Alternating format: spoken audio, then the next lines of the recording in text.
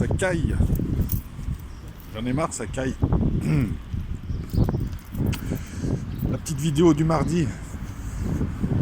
Je me suis octroyé quelques jours. C'est bien 2018. Hein. On peut regarder son téléphone et parler tout seul. Personne n'est étonné. Bon. Il fait beau, mais ça caille un peu quand même. Qu'est-ce que je voulais dire ? Ouais, j'ai pris quelques jours, mais je profite de l'occasion pour faire des petites vidéos comme ça et développer une idée, par exemple. C'est intéressant, manière de penser. Il y a un des abonnés qui m'a écrit. Comment il m'a écrit ça ? Il m'a dit il veut peut-être pas débattre avec toi parce que t'es pas assez professionnel. Ou il est plus professionnel que toi. Bon. Ça m'a agacé quand même. Parce que je sais que c'est faux. Mais je lui ai répondu vite fait sur un point, déjà, en disant que c'est une cause là. On parle de cause, là, on parle de trip, là, on défend pas un produit. Donc que tu sois ou pas professionnel, il y a quand même du monde derrière moi, il y a beaucoup de gens qui sont demandeurs sur le net. Donc refuser le débat, c'est démontrer un petit peu du calcul, enfin moins de... Ouais, qu'en gros le type il est dans le calcul, il n'a rien à foutre de la cause et ça n'intéresse pas de débattre ou de faire avancer les choses. Surtout que là, j'ai envie de te dire en plus, ce gars-là, on l'a vu glisser d'une dissidence banlieue à une dissidence anti-islam et c'est anti-arabe. Parce que moi, quand je lui ai demandé quand j'ai demandé à droite à gauche un peu, t'es pas dans le milieu du rap. C'est un type un peu aigri, hein. Enfin, il est connu pour être comme ça, hein, un peu aigri, et puis il a pas réussi parce que bon, non, je l'attaque pas, je balance des faits. Il a un problème avec les Arabes, quoi. Ou c'est ce qu'on pense, surtout. Voilà, après on trouve bizarre que le gars soit ami, s'il était patriote, il y a tellement de nations, de patriotes. Lui, il est ami avec un type qui dit que les blacks puent. On se pose des questions. Donc tu vois, c'est ça. Après, il fait des vidéos publiques où il passe son temps à essayer de surfer sa petite notoriété sur l'islam, les Arabes, l'immigration, il y a un problème. Et il raconte un tas de conneries. Et je vais rebondir sur le sujet du professionnalisme, tu vas comprendre. C'est structuré. Et il faudrait pas lui demander des comptes à un moment donné. J'aime bien ces gens qui me disent « Ouais, t'attaques d'autres gens », mais ils posent des vidéos, ils émettent des avis. J'attaque un avis public, j'attaque une personne publique, je ne l'attaque pas en privé, je n'ai pas attaqué sa famille. Pourquoi donc eux, ils peuvent venir déclarer des choses et nous, on n'a pas le droit de dire quoi que ce soit. Drôle de vision de la démocratie. Encore une fois, je démonte, en 2-3 arguments, je démonte une pseudo-pensée logique et une pseudo-attaque. Mais je vise pas celui qui m'attaque, peu importe, le but, c'est pas la polémique. Alors celui qui m'a écrit ce post, par exemple, ne te sens pas visé du tout. Moi, je discute, et je discute avec des arguments. Tu me parles de professionnalisme. Moi, je vais te dire un truc. Depuis presque une dizaine d'années que je suis tous ces gens, ces mouvements, ces trucs, je me suis aperçu d'une constante, c'est qu'il n'y en avait aucun qui savait de quoi il parlait en matière d'immigration. Alors, tu me parles de professionnalisme. Est-ce que le professionnalisme, c'est avoir une bonnette, se donner un look, passer 3 heures devant la glace pour se mettre du gel, avoir un studio TV, donc la forme? Est-ce que le professionnalisme consiste à radoter des trucs sans offrir de contrepartie pour parler? Est-ce que le professionnalisme, c'est ne pas préparer ses dossiers? Écoute, c'est très simple, encore une fois. Et n'en déplaise à ceux qui ne font rien et qui viennent sur YouTube, parce que YouTube nivelle par le bas. Effectivement, si tu as bossé, par exemple, 50 ans sur un truc, n'importe qui peut arriver et dire non, tu dis des conneries, et puis arrête, et puis tu te la sens, et voilà. J'ai bossé 10 ans dans l'immigration. Est-ce que t'es pas Conversano, Abosit, Benagem, tous ces gens ont travaillé dans l'immigration 10 ans. J'étais chargé de mission, j'ai travaillé en centre de rétention, j'ai travaillé dans ce qu'on appelle un dispositif nouveau à l'époque, le contrat d'accueil d'intégration.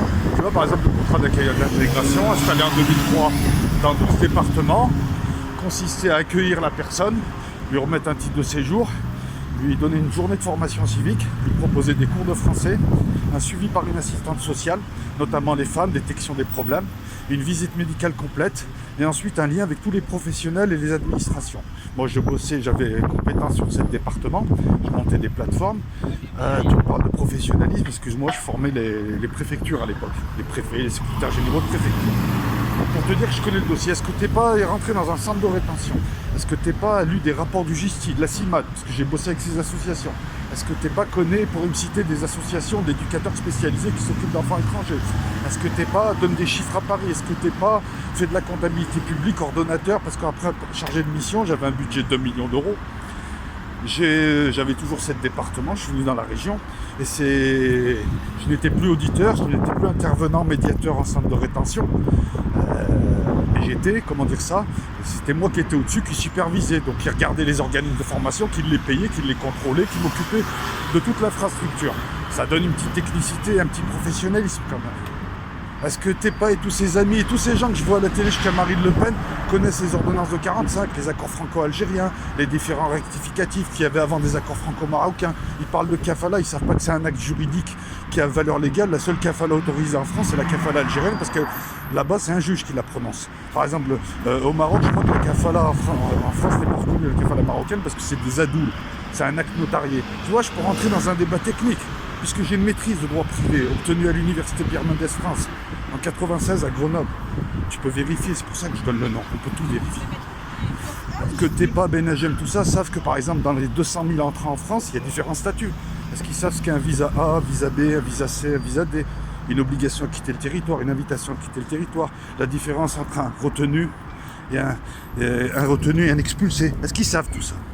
Est-ce que, par exemple, sur les 200 000, ils savent que tu as les cartes vie privée familiale, mais tu as aussi conjointe français, etc., etc. Est-ce qu'ils connaissent les durées des cartes de séjour? Est-ce qu'ils savent pourquoi le type obtient 10 ans quand l'autre obtient 1 an? Est-ce qu'ils savent qu'il y a encore quelques années, dans un but de meilleure insertion, le conjoint français avait la nationalité française plus facilement? C'est plus le cas maintenant.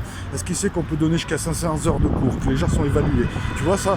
Voilà. Est-ce qu'il sait que le contrat d'accueil d'intégration, parce que je vois des gens dire ouais, mais ils devraient prendre des cours de français. Ça se fait, je te dis, depuis 2003 dans certains départements, et ça se fait dans toute la France, c'est obligatoire depuis 2007. Est-ce qu'il sait tout ça? Je peux poursuivre des heures et des heures. Donc tu vois mon grand, le professionnalisme, c'est pas la forme, c'est connaître ses dossiers. Quand je parle de certains sujets, j'y ai travaillé de l'intérieur. Eux, ils racontent un tas de conneries. Et quand je les entends parler, je sais qu'ils n'ont même pas ouvert un livre, un rapport. Tout est accessible. Hein. Ils peuvent aller voir aussi l'OMI au niveau international. L'Office des migrations internationales qui appartient à l'ONU. Ça n'a rien à voir avec l'OFI. Est-ce qu'il sait que, par exemple, ce qui s'appelait l'OMI, OFI, ONI, ANAM, est le premier opérateur technique migratoire en France depuis 1945? Parce qu'il parle de préfecture, c'est qu'il ne connaît rien.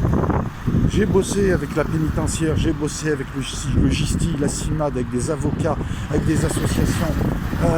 Comment dire ça? J'ai donné des cours à des associations, j'ai aidé des sans-papiers à leur expliquer le droit et la meilleure manière pour eux d'y arriver à un moment où ils pouvaient y arriver. J'ai fait tout ça, j'ai fait les retenues, j'ai travaillé avec la police nationale, j'ai travaillé avec des policiers hyper compétents, hyper professionnels, hyper respectueux et hyper efficaces au centre de rétention de Toulouse, chemin du Pralon. Et si un jour il y en a un qui voit cette vidéo, je fais coucou, là j'ai vu l'humanisme.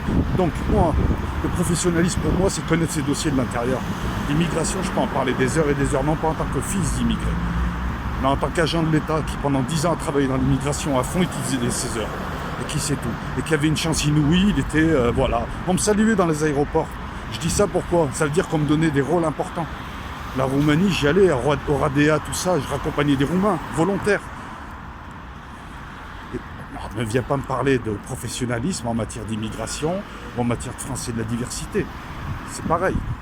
Ces gens-là ne sortent pas de leur studio, se fréquentent entre eux, parlent de l'extérieur de gens qu'ils n'aiment pas pour des raisons diverses. Et souvent psychologiques. Parce que moi je vois un truc, il y a un problème. Et je me suis donc interrogé, qu'est-ce qu'était le professionnalisme? C'est par exemple passer 20 heures pour faire une vidéo d'économie sur YouTube, qui rapporte pas un rond. On est d'accord. Ces 20 heures-là, c'est 20 heures de boulot, c'est une semaine de mi-temps. C'est passer plusieurs heures. Et tu vois, c'est tellement professionnel que tu le vois pas, mon professionnalisme. Pareil, un autre abonné qui me dit ouais, t'as 2-3 analyses, mais tu passes ton temps à attaquer. Écoute, gars, ça c'est Alexandre quelque chose. Quand Conversano, pendant des années, déverse des horreurs sur nous, donc travaille les cerveaux, donc ça joue sur la vie de tous les jours, en tout cas pour moi, les clichés. Moi je les subis, les clichés. Vous savez tous, vous connaissez tous ces clichés. Donc c'est toujours plus difficile. C'est le jeu, c'est comme ça. Moi je m'en plains pas. C'est le jeu, c'est comme ça t'oblige à. Mais toi, tu me reproches à moi d'attaquer un type qui déverse sa haine et qui escroque des gens, qui endorme tout le monde, qui enfume tout le monde, juste pour sa petite gloriole.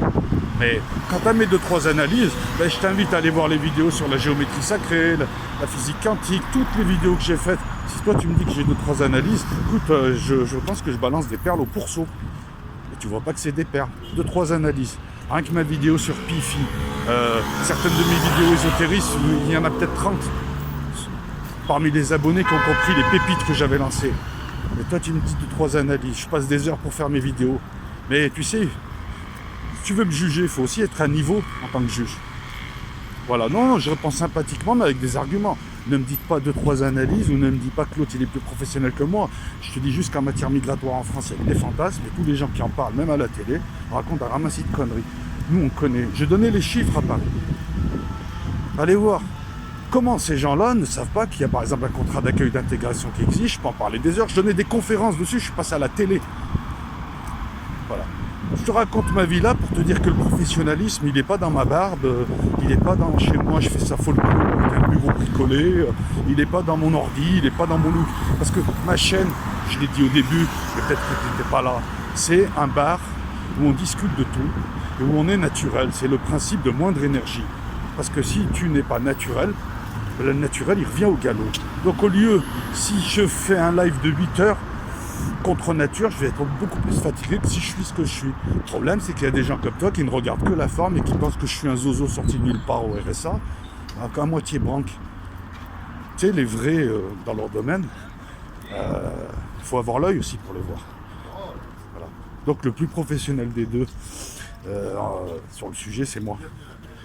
Et tout ce que je viens de dire là est vérifiable, vérifié, voilà. L'autre fois, j'ai montré ma carte de chargé de mission, cadre de catégorie A. D'accord ? J'aurais pu, si j'y avais pas eu le petit accident de parcours, finir directeur régional. J'ai un ami à moi qui est directeur régional. L'immigration, je l'ai vu techniquement, je l'ai vu par le biais de l'administration française, je l'ai vu par le biais des usagers, parce qu'en 87, mon père passait à Nomi. En 2001, je travaillais. Je voulais aussi te préciser, pour le professionnalisme, j'ai été embauché à l'époque par un cabinet de recrutement qui s'appelle 1, 2, 3 Expressions à Clichy. On demandait des bacs +4 maîtrisant plusieurs langues. L'écrémage a été dur. On a gardé une vingtaine de types, dont certains intervenaient à Roissy. Je me rappelle de Richard Lantier qui parlait chinois. On nous demandait d'avoir une veille, tout pays, une veille. Ça nous permettait, lors des plateformes d'accueil, de parler plusieurs langues, lors de la présentation. Après, tu les reçois une plateforme d'accueil, c'est 4 heures, les gens passent 4 heures. Mais aussi après, de leur parler de leur pays, de les mettre en confiance, mais en parlant politique, sport, culture. Pas sortir des clichés, comme j'entends. Le Brésil, moi, je parle pas foot. Je parle Vargas, je parle de la construction de Brasilia. La personne, elle se détend. Elle commence à te dire, voilà, je suis danseuse là, etc. Voilà. Et je m'occupais d'artistes aussi. Je m'occupais d'insérer des artistes, danse contemporaine, tu vois. Voilà. On a été formés, écoute, on a été formés par des types qui écrivent des bouquins qui passent à la télé, par des types de la préfecture de police de Paris. J'ai eu 2 mois de formation.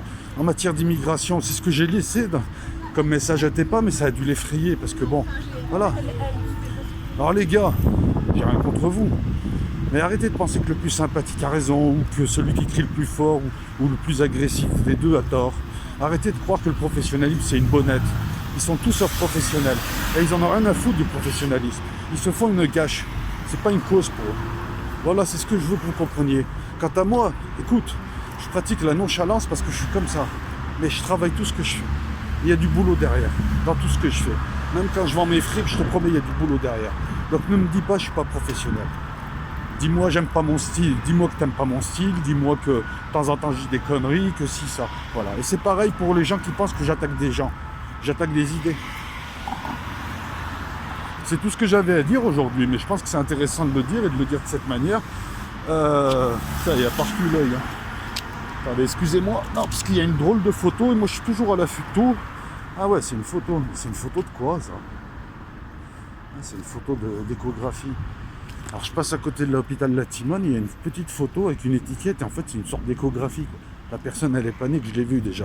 Tu vois, je suis précurseur en matière d'information. Voilà, donc je voulais vous dire ça, je vous souhaite une bonne journée. Jean-Robin, si tu vois cette vidéo, je t'envoie un message bientôt. Tous ceux là qui je dois envoyer des messages, là je souffle pas en fait, je bosse dans autre chose. Donc le professionnalisme, c'est un fond. Ne vous laissez pas avoir par la forme. Moi je préférerais toujours une vidéo à la Michel. Le seul qui est vraiment professionnel de tous ceux que je vois, c'est Michel Drac. Il arrive après les élections, il sort un tableau, il a fait une étude, il a fait une analyse. Les autres, c'est du bavardage. Et on voit qu'ils ne maîtrisent rien. Pour eux, c'est des business. Moi, j'espère toujours réveiller les gens. Je leur dis, changez pas vos idées, changez juste de crèmerie. Vous êtes avec des balnaveurs, des gens qui ne savent pas de quoi ils parlent. Bonne journée à toutes et à tous.